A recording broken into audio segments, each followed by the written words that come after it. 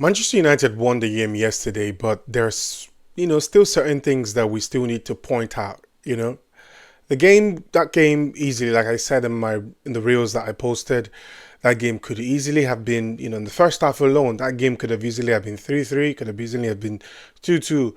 It was that game stayed 2-0 in the first half just due to the brilliance of the goalkeepers, both goalkeepers, and the lousiness of the strikers, especially the Brentford strikers.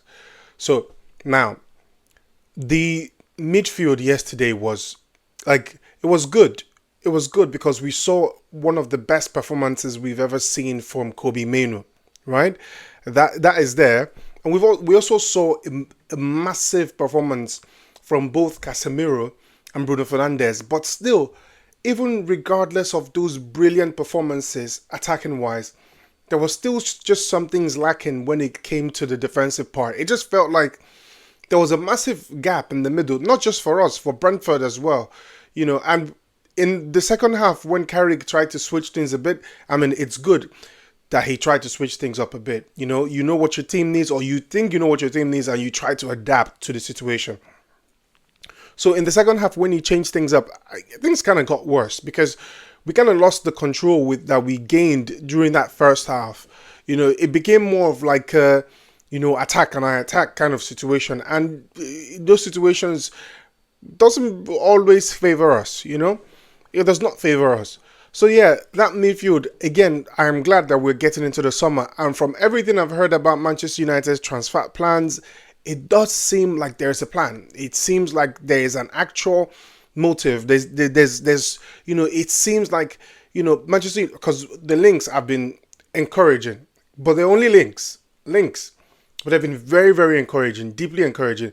We've been linked to Tonali, Baleba, Anderson, which I know is most likely going to go to City, and a lot of other midfielders, which kind of like reassures you that this club has a plan for the future. So yeah, that midfield needs work because even like I said, even on their best days, there's still a lot missing from that midfield. Now, to be honest, there's a lot of things to address. We could address, the magnificence of Bruno Fernandes. We could address the beautiful performance from Kobe Minu. We could address all of that. It's all perfect, right? But then, what I wanted to address is something that could put me under fire because a lot of people might not agree with what I'm saying, but it's the truth. I think there's something with Brian Mbeumo. He just doesn't look himself. He doesn't look like the Brentford Brian Mbeumo. And I'm not saying it could be form. Don't get me wrong. It could be form. It could be that the man just, is having like a bad patch of form. But it's not just form. It seems like confidence is dwindling at a time when the team's confidence should be going high. So why is Brian Mbeumo's confidence, why does it look like Brian Mbeumo's confidence is dipping while the general confidence of the team is supposedly going high? That is a concern because we have high hopes for Brian Mbeumo, and he hasn't disappointed. I'm not saying he has disappointed. He hasn't disappointed, but still, you look at his game and you notice that there's a lot of, I would say, discrepancies in that game. In his game, not just in the Brentford game, in the games leading up to that, right? Brandon Mbeumo is such a good attacker, and one of the things that makes him such a good attacker is the fact that he can take players on, and he can get the ball up onto his left foot and shoot. I can't remember Brandon Mbeumo shooting in that game, like from cutting from that right wing and making space for himself and shooting. I cannot remember him doing that. And that for me is a cause for concern because that is one of the reasons why we signed him. We signed him to score and we signed him to bring quality balls in the box. But at the moment, it doesn't seem like he even has any control of his first touch. Like he can't hold on to the ball. He can't go past players. And I just feel like it's a confidence thing. But why is his confidence dwindling at this point? Well, it could be like there are so many ways to look at it. It could on one side it could be, good because like good timing because it's getting to the end of the season. You know, there's like he has probably like 3 months to go and get his things like to just understand whatever is going on with him, sort himself out for the new season because we are going to the Champions League. We would be in like 4 to 5 competitions. So we need to be sure that everyone that we are going to into next season with gets that memo as well, including Brian and Buemo. So this could be a good time so that he gets to sort himself out. But this could also be a bad time because, well, I don't see how this can be a bad time because it's towards the end of the season. So let's say this is going to be good for him. Let's say he just needs the season to end so that he gets the time that he needs to go and do what he needs to do. But he didn't look like the Brian and Buemo that we saw at Brentford, and he hasn't looked like that for a while.